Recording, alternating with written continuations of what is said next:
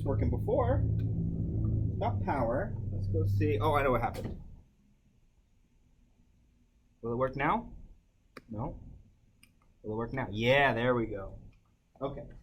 So we start off with income. We got different types of income, wages, profits, rental income, retirement. There's lots of different types of income. Okay?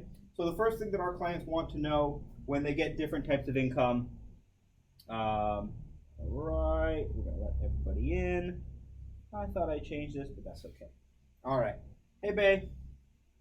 So we're talking about, we're just getting started. We got our taxable income. So when our clients get money, regardless of what it is, their first question to us is this money taxable? What the IRS says is that all income is taxable unless it's expressly permitted to not be taxable, okay? Regardless of if the taxpayer gets any paperwork on it, okay? So, that's a general rule, but a lot of the times we're gonna try and see if we can find a carve out or a reason for whatever this money to not be. Sometimes it's not income. Sometimes we just don't classify. Maybe I was working a case just earlier today that somebody had pulled out of a retirement account, a 1099-R. They'd done a rollover in less than 60 days, but they got issued a letter from the IRS, a CP 2000, saying, hey, you didn't report the right amount of income. When we did report it, but it was on the other end. It was on the firm's end. They double reported it, so we had to go and explain that to the IRS. Okay, and so we had to explain why was this not taxable income, and we were able to explain that it wasn't new income. It was just somebody's own money transferring from account A to account B. That's not a taxable event, okay, because it's not income. All right, constructive receipt. So I had another client just a few days ago say, hey, Sam, I got a big job coming up. I got my down payment for the job, but I have not cashed it yet. I'm gonna make up some numbers here. I got a $200,000 job. I got my $100,000 paycheck in my hand today, but I'm not gonna do the job till June of next year. The taxpayer asked me, if I don't cash it till January, can I not write off that income? Can I not include that income on the current year? The answer is no, because the constructive receipt is not when the taxpayer put the money in his bank. It's when the check was written to him and when the check was put in his hand or mailed to his address, okay? And so it doesn't matter when the check is cashed, it's when was it received, right? As well as a payment, okay? If you are billing a client, you're billing out a client, or your client is billing somebody, and in a billing situation, if you do not get paid before the close of the year, and you're a cash basis taxpayer, that is important, but for everybody that we're going to deal with, they should be a cash basis taxpayer, and all that cash basis means is that when the money lands in their hand, that's when it counts. There's another type called accrual, where it's more about when it's done.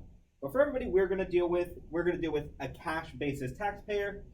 And so if the payment is not received, you do not include it in income. So like I was talking about in the same example just a second ago, if my client who asked just a couple of days ago, hey, I got this check. If he did not actually receive the payment, he just billed out the payment this year, and he gets the check next year, that's going to be money for next year. Hello. All right. So another type of income is going to be barter. Okay, we got that covered. Perfect. Another type of income is barter. So a lot of times our client goes, oh, I just traded this for that. It's not income, right? The IRS doesn't see it that way. The IRS sees that the fair market value of the time of the services or property was exchanged. That is new income. That is new income in the terms of a barter. A lot of the times that probably gets left off more by our clients not telling us about it more than anything else. But if our clients do bring it up to us as maybe a way to avoid taxes, we're going to say no. Bartering still has the same amount of taxes as any other type of income. It's just more complicated. All right, and now we have virtual currency. I'm not sure if you guys follow any of this stuff, but Bitcoin is up into over 100,000 for one single coin. I think today it's dropped back down to 97, but that doesn't really matter. What really matters is that virtual currency like Bitcoin, while it has it in the name currency, it is not actually a currency in the eyes of the IRS. It's an asset, and just like any other asset that is bought or sold, we're going to report it in US dollars. So let's kind of stay here on cryptocurrencies for just a minute. Like I said, crypto is up. So we're going to probably see a lot more people this year when we ask that question. Did you buy, sell, trade any cryptocurrency? We might have a few more people saying yes, like it was in maybe tax year 22. People were doing a lot more crypto in tax year 22. It's probably going to come up again. All right, so what do we need to do?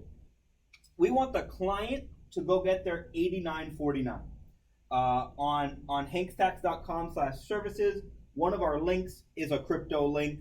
It'll help the taxpayer figure out some services to use to get this 8949. I'm gonna throw it in the chat one more time and see if this works. And we'll have the folder for anybody that wasn't here earlier. The Google link folder has last week's class in it, as well as it's got a video of that, as well as these slides. So let's see if I can go copy and paste for anybody that wasn't here earlier. There we go. So go back to participants and see if anybody else wants to join us. Okay. So I made this one clickable rather than the hankstax.com. All right. This is really good news for us. Really good news for us preparers. Won't be for 2024 when we're preparing this year's tax returns, but when we're doing the following year, tax year 2025, crypto companies will be issuing 1099 DAs. Just like the stock companies issue 1099Bs, and we can just add them up and plug them in one time. We will now be able to do that with digital assets and cryptocurrencies. Okay, we'll now be able to total up and add together all the different cryptocurrencies and put in one single line item if their crypto people issue the 1099 DA. That's really big for us, because right now, if the crypto company issues its own version that's not an official 1099 DA, we can't just add them all together. We have to go get our taxpayer to get the 8949 so that they can give us a proper representation of their gains and losses for the year. Okay, this is something else that's gonna be coming up. I've come up with a policy of what we want to do for lost cryptocurrency. So a lot of people, when they're playing with crypto, they will lose their money, whether it's by theft, whether it's by accident, whether it's just by changes in the market. A lot of people are going to lose their money. First thing we want to ask, was it stolen? If a bad guy reached into their account and took the money from them, there is nothing they can do. There is no deduction for being stolen from. There is no credit for being stolen from. If you have been stolen from, there is no deduction for that. Okay. If it was incorrectly transferred and can no longer be used, so I see this a lot when somebody doesn't know what they're doing, and either they transfer it to a dead wallet, or they transfer it to a no wallet, or it gets lost in transit. If the cryptocurrency has no chance of recovery at all, if it can't be recovered at all because it was incorrectly transferred, we can actually write that off as a capital loss, write it down to zero, take it at $3,000 per year. Okay? If, and this is what I'm seeing a lot on a company called Coinbase, a taxpayer is trying to get the money out of Coinbase. Let's say they're trying to withdraw $10,000 and have it deposited into their bank account. Coinbase is just holding the money. Coinbase just never sends it to them, and Coinbase makes them go through a whole bunch of policies and just never sends them the money. If the account or the exchange still has it and it's still in any sort of process to go to the taxpayer, that is not lost. There's no deduction for it. If it never gets given out, that's another story. But right now, if it's in transit and just stuck somewhere, but still at a known party, that is not deductible. So the only way, if they've completely lost their crypto, is if it was transferred incorrectly and nobody has access to it. Okay? So cryptocurrency, it's still a pain, but hopefully in the next few years it's going to get a lot easier. All right? Any questions on cryptocurrency? This sometimes has a lot of questions, sometimes not. Okay? All right. So that was cryptocurrency. We're really not going to talk about that a whole lot for the rest of this. So we got different types of common income. Anybody that's been a preparer with us before, they're going to know these things. These are the super common ones. You've got wages, W-2. That means somebody works for somebody and they have taxes taken out of their paycheck. Okay? We've got business income, a 1099 NEC. NEC stands for non-employee compensation. That's going to be your business. Okay? That's going to be your Schedule Cs and things like that. Okay? If you've got a rental property and you've got a property manager, this is only if you got a property manager. You get a 1099 MISC. I've also seen them reported on 1099 NECs. It's not exactly the correct way to do it, but having it reported on a 1099 MISC is the correct way for a rental property to do it, whereas I have seen them reported on 1099 NEC. So we've got interest, dividends, retirement, things on here that you're just going to see regular tax forms come in. We're going to input them pretty much as they lay out on the form. Okay, dividends has some specialties. So you're going to see on dividends, you're going to see ordinary dividends and qualified dividends. Ordinary dividends are going to be taxed at the taxpayer's ordinary tax rate. Nothing special. But if they have qualified dividends, they're going to be taxed at that capital gains rate, that 0, 15, 20%. Okay? And a lot of our times our customers think, hey, I'm reinvesting my dividend. I didn't get that money. It didn't fall into my pocket, so I don't have to pay taxes on it. Wrong. Reinvested dividends are still taxable. It is still new money to our taxpayer. Okay? Now we've got a retirement account, a 1099-R. Okay? With the 1099-R, we need to ask some questions about what's going on. What type of retirement is it? Is it 401k? Is it an IRA? Is it 403b? Is it a pension? All right? A lot of these things, IRA, 401k, 403 TSP, these are all the same thing. They are all classified as a IRA. They all have a very similar treatment as an IRA in the rules of tax. Pension is the one that is significantly different than these other ones.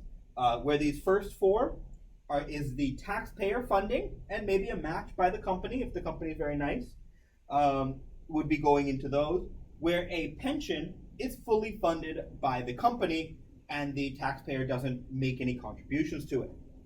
Okay, and the reason we want to know these things is because they all have kind of slightly different rules. Okay, if we're in these first four, if the taxpayer is young, under the age of 59 and a half, there's going to be some additional penalties, some additional taxes on there. All right. a lot of the times when we ask, what do you have? Our clients are going to say, I have an annuity. Okay? An annuity is not a type of retirement. Annuity is a financial structure that just means payments over time. That's all an annuity is, payments over time. Generally, from what I see, generally, if you've got your older union guys and they're calling it an annuity, it's probably a pension. Probably. I can't guarantee that, but I don't know why, but the verbiage that a lot of our union guys are using, particularly the older ones, the ones taking out retirement, they use the term, I'm taking out my annuity. I try to correct them if I have the time, but otherwise, if I know what they're talking about, I classify it in my head and move on. If our taxpayer is telling us this was a Roth distribution to us, to the taxpayer, we want to stop and ask some questions. A Roth really shouldn't be giving any paperwork because a Roth is already taxed money. There really shouldn't be a 1099 for Roth, and we need to ask more questions and figure out what the heck is going on. Okay? So we got some more types of income. I know a lot of you guys are going to see this before. Unemployment, 1099G. Social Security, SSA, 1099 SSA. All right, we've got single event income. This is not exactly a type of income, but I wanted to bring it up for those one-time jobs. And this is a special event where it really is just a single event, and we need to confirm that it was not a reoccurring job. This is not something that happened over weeks or months. This was a 1 day, maybe 2 day event, a pop-up, something that was really fast, a single construction job that is not this person's main field of work. So as I said here, it cannot be in the same field of work as wages. So I was going to use the example of a painter, so I'll just say it to you guys now. If a painter who every day goes into work, paints for his employer, gets called by his buddy, or really like another job, and called in and said, hey, I want you to come in and paint for me for these 3 days. We're going to call it 1 day. We're going to say as strict as we can to non-recurring. We're going to say 1 day, come in and I'll pay you $1,000. Okay? If you're a painter as your main job, as your regular wage job, you don't get this benefit of it just being a one-time gig. But if you're an electrician and you're asked to help paint something, go for it, right? If you're a tax professional, a tax preparer, and you get asked to paint the building, go for it. That will not be self-employment income. But if a painter does it, and just like in a reverse, if a tax preparer is asked to help prepare taxes on the side outside of their wage job, that's Schedule C. Okay? If a painter gets asked to do taxes outside of their main job, they're doing it for 1 day, they can be a single event. So there are a few times where these single events can come into play, but they can't be reoccurring. They don't have any self-employment tax paid on it. No expenses are allowed. That is a limit for these guys. Even if it costs something to put this event together, you don't get any expenses if you're going with a single event type of income. But the benefit to that is no self-employment taxes are paid. Okay. It also wouldn't count as earned income in this case if you're trying to qualify for things like earned income credit or child tax credit. Okay. Gambling. We know that the W-2Gs, they show up. You've got gambling income. Now, what we want when we see these W-2Gs, we want to ask our taxpayer, hey, do you have win-loss statements from all the casinos that you went to? What they're going to hear is, do I have a win-loss statement for the tax document that I have in front of me? And we don't care if they won at 3 other casinos that didn't give them paperwork. Oh, no, we do care. We want those losses. We want to take their total losses. So when we do have a gambler with gambling winnings, we want to ask them for their win-loss statement, and we can itemize up to the amount they're claiming as winnings. Up to the amount of winnings. Okay? They do need to have those losses which is why you don't want to get the win-loss statement from the casino that they have the W2G at. It's probably going to show a gain there because they won the jackpot generally, right? They're getting something over $1,200. They're getting a W2G. And so we want to have all their statements from the different places, and then we can write that up to the amount claimed as winnings. Okay? Employee stocks. I saw this a couple years ago around Tesla. I haven't been seeing it so often anymore. But employee stock, if an employee is issued stock, that stock that they're issued is income to them. It should be on their W-2. It's hard sometimes to find, but it should be included in box 1 on their W-2. So just the regular box of wages, it's included in that number in box 1. And then their basis in the stock is going to be however much income, however much included income they had on their W-2. Some definitely a hard thing to find, but if your taxpayer has stock sales with zero basis, and they got them because they're an employee of the company, like they've received Apple stock, they received Tesla working for these companies, and then sold it. If you see anybody with a zero basis, ask if they had an employee, if they were given employee stock as wages, and we might find the answer to what is their basis. All right, we're just going to keep going. We're going to keep rolling on different types of income. Okay, we've got prepaid income. So if you are prepaid for, let's say, rent or work, you pay taxes in the year you receive that money. It does not work the other way around. You cannot prepay for a year's worth of rent and have that deductible in the current year. But if you get prepaid a year's worth of rent, you do have to claim that as current year income, right when it's when you constructively receive that payment. Okay, this is going to be a big one. I think even Lima was asking me about that in the last class. The 1099K, third-party networks, Squares, Cash Apps, Venmos. For 2024, it has gone down to $5,000.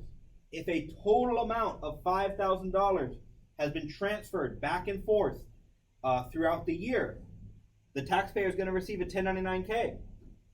We talked about it last week, that if it was personal, if this was personal, we're going to add them to the Schedule 1, line 8, Z as in zebra.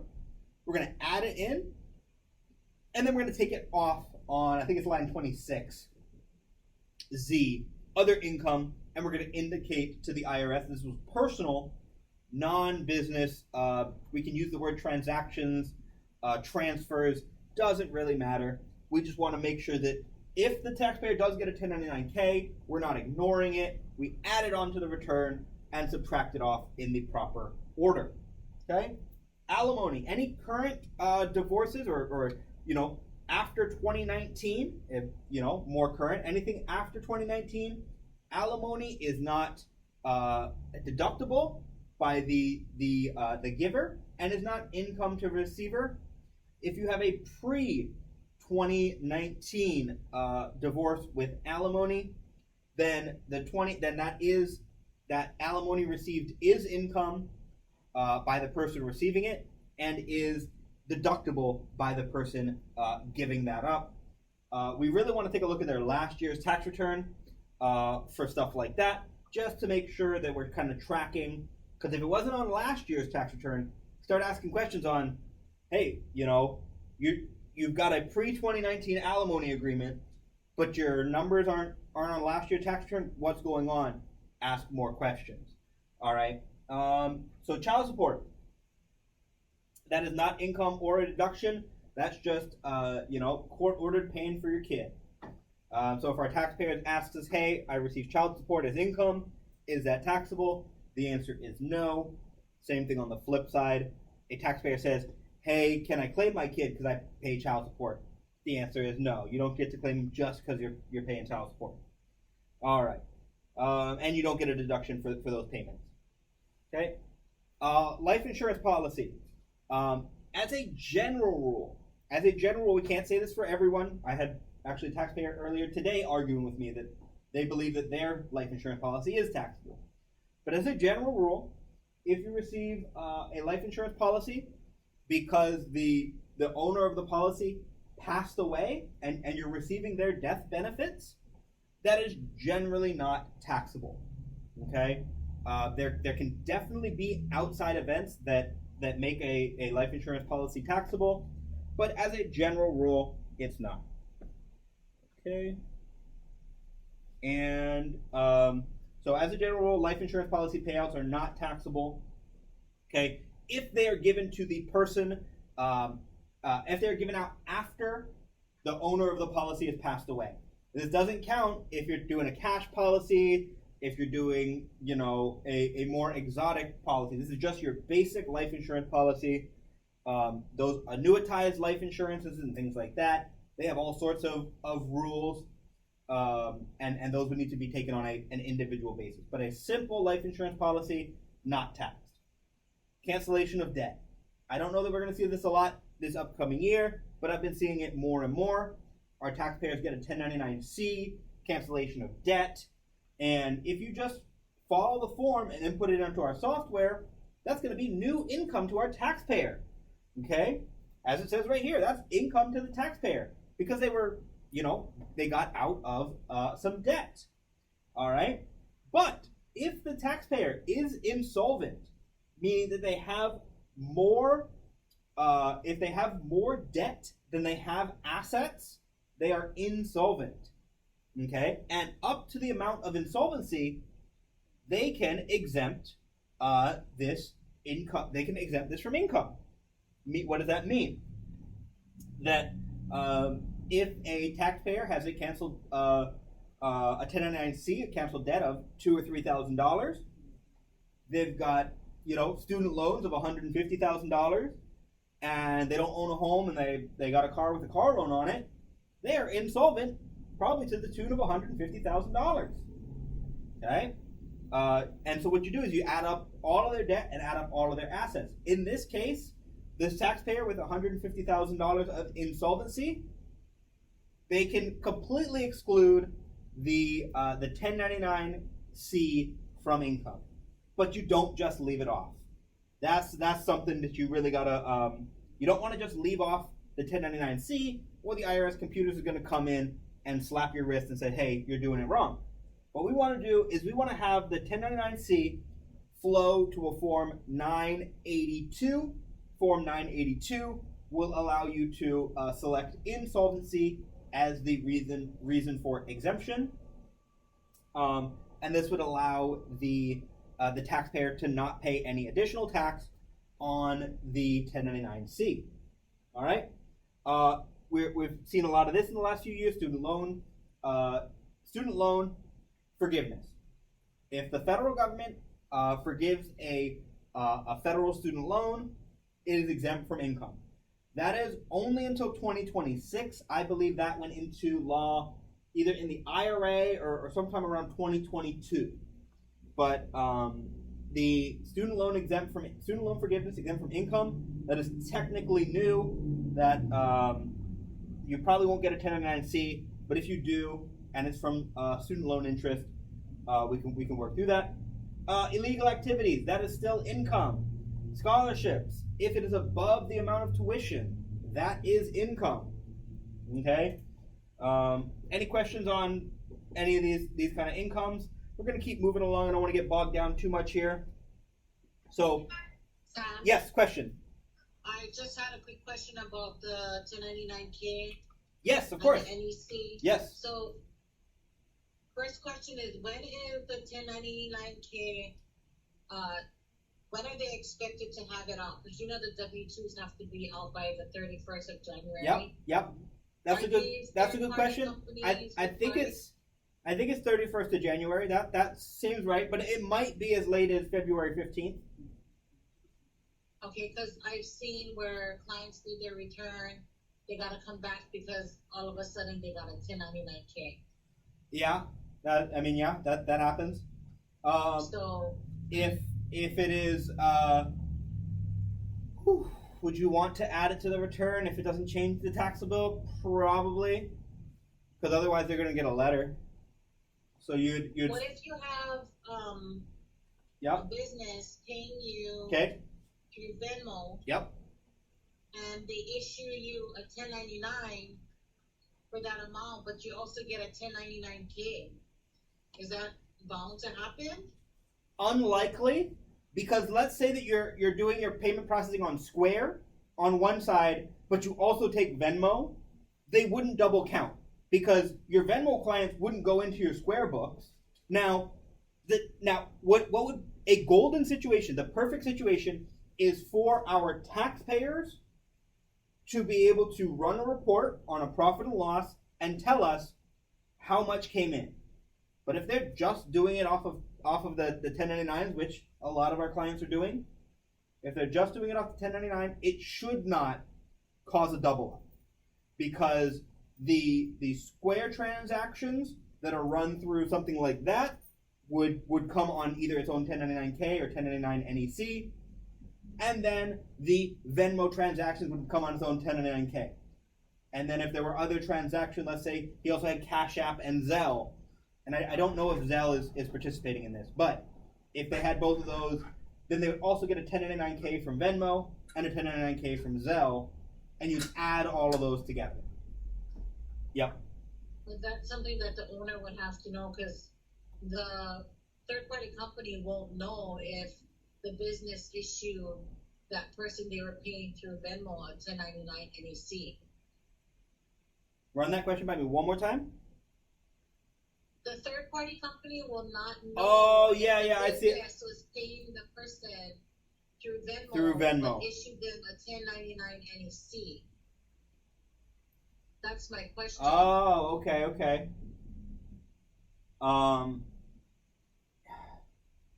There's no reporting that you would report to Venmo that, hey, I sent all these people 1099s. You know what I mean? That is definitely not what the IRS cares about. What the IRS is caring about for all this is the people that are being paid and then don't even report anything.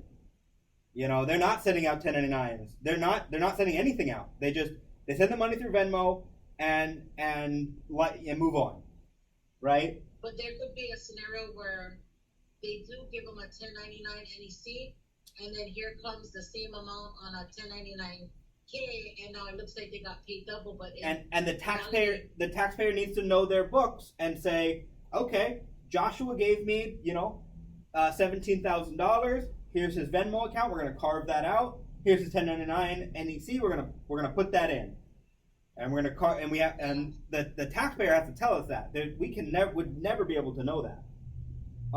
Will our taxpayers know? Unlikely. Definitely not the first year. That's definitely going to be some homework question for them.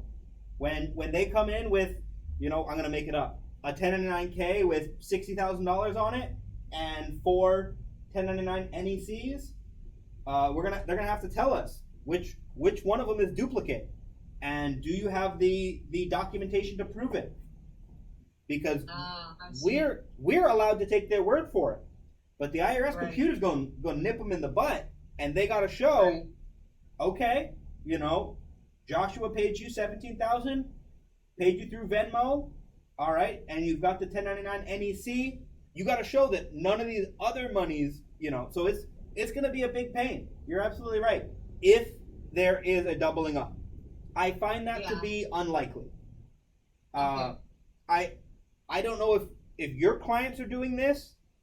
But if my clients that I find use a lot of cash transfer apps, whether it's Cash App, they are specifically doing it to not file paperwork.